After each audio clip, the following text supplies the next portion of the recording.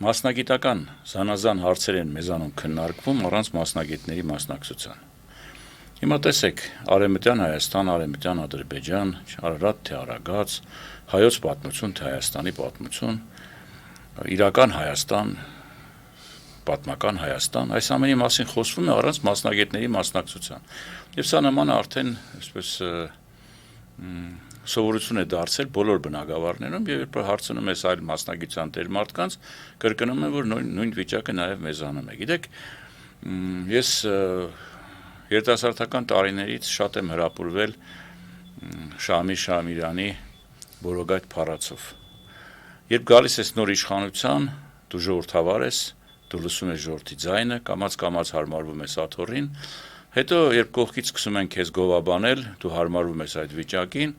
հետո արդեն ինքդ ես պահանջում, որ քեզ գովաբանեն եւ քո խոսքը իրենց համար հնչում է որպես վերջին ճշմարտություն։ Ահա մեզանում ցավոք սրտի բոլոր իշխանությունների ժամանակ նման երևույթ տեղի ունեցավ եւ երբ որ ղեկավարությունը սկսում է տառապել անսխալականության բարդույթով, այլևս մասնագետի կարիք չի ունենում։